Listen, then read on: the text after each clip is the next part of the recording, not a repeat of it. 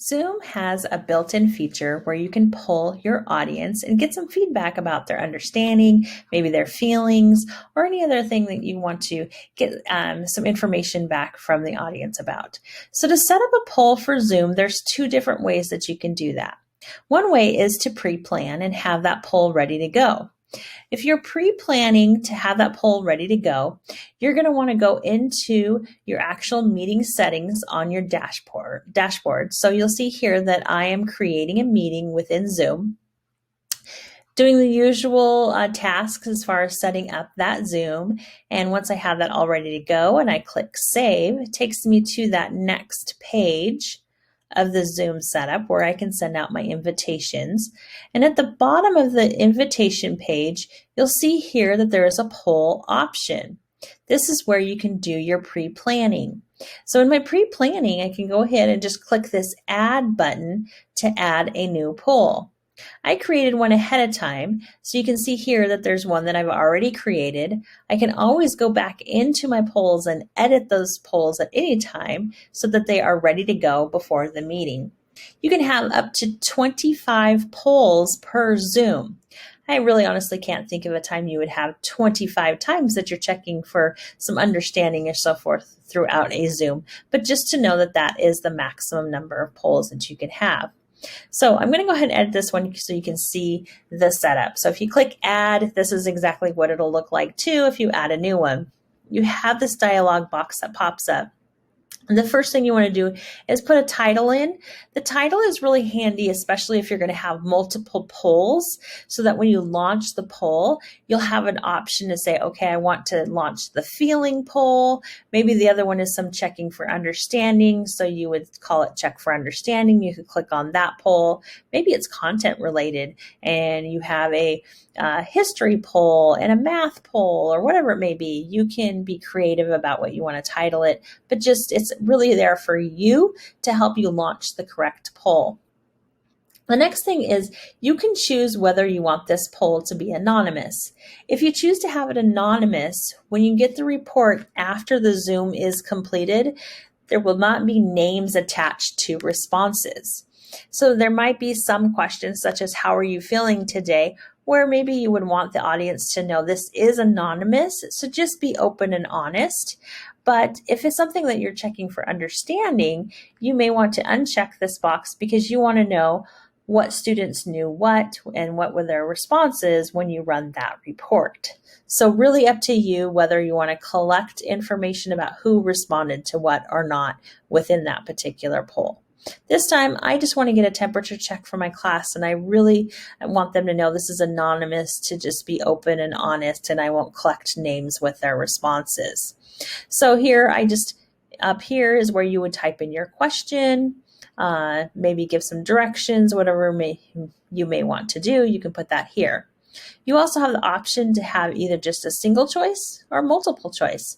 Most of the time in a poll, though, I have multiple choice so that there are different options for the students. So you can see here that I've added a few options ahead of time, but any options that you want to add, you go ahead and click in the box and you can add the different options you want for that poll. You can add additional questions as well. So if you want it to be a multiple question poll, you can have quite a few questions here, and maybe it's some sort of kind of quiz where you have different questions that you're asking. You can set it up in any way that you want to. Once you have your poll created, you go ahead and click save, and it's ready to go for when you launch your meeting. So I have launched my meeting now, and I have a participant in my meeting. So when you're ready to launch your poll that you created ahead of time, you would go ahead and click the polling tool in the menu bar at the bottom of your Zoom. Once you click the polling, you can see here you have that poll ready to go. If I had multiple polls, I would have in this blue bar, poll 1, poll 2, poll 3, and I can click on whichever one I want to launch at that particular time. So this poll is ready to go, and when I'm ready to launch it, I go ahead and just click launch poll. All of the students receive the question and they can respond. And what's great about the poll is you get live feedback. So you can see here a student responded and I already have feedback on my poll. There are a couple other things that you want to watch when doing a poll. You do have a timer going, so you could tell everyone you have 1 minute to respond and kind of give them that feedback that, okay, now you have 30 seconds left or whatever it may be. The other thing is here is this checking to see how many have responded. So if you have a class of 15 students and you only see 13 responses, you can say, okay, I'm still missing 2 responses. You've got 20 more seconds, and give that feedback. When you feel like you have the responses you need, you click on End Poll. Once you have finished that poll, you can then share those results with the audience. So if it is a poll that you want everyone to see how everyone responded, you can go ahead and say share results, and they get the information about the percentage of people that responded to each item. And they can have that discussion about what they see. Maybe if it's something about content, maybe they can have some discussions as to why so many students responded this way and so many responded another way. And you can share that with them. When you're done sharing, you can say stop sharing.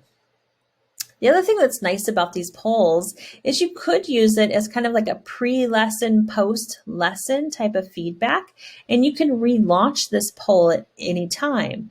So let's say I want to check for their feelings at the end of our Zoom together to see that maybe if there were some changes, or maybe I ask a question about the content at the beginning, and then I want to check to see if they understand that content at the end. I can relaunch that poll and get feedback again.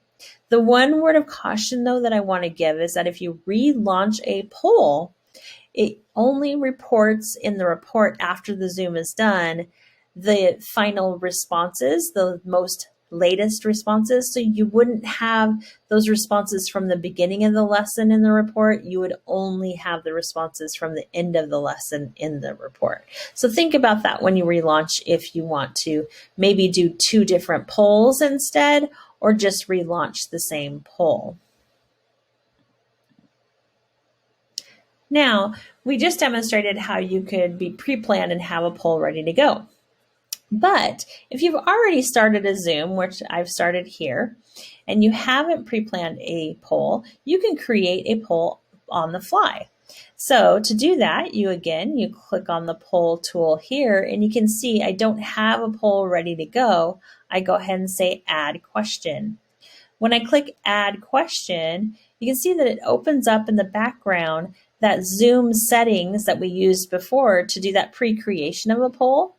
And to do this, I go ahead and go to that same dialog box that we had before and type in a title for the poll, decide whether I want it to be anonymous, add my question, add my response choices, whether I want multiple, single choice, and do everything that we did before. And then I can go ahead and I can save this poll and launch it with my class. So I'll just put in a couple of fillers here so we can show you what this looks like. So on the fly, I've created this poll. I click save, and now you can see that this poll is ready to go within my Zoom, and I can launch this poll when I'm ready. And just like before, I can end the poll when I'm ready, when I have responses, and I can share out those results and relaunch if needed. If you have any additional questions about polling, you can go ahead and reach out to our teaching and learning team. Thank you.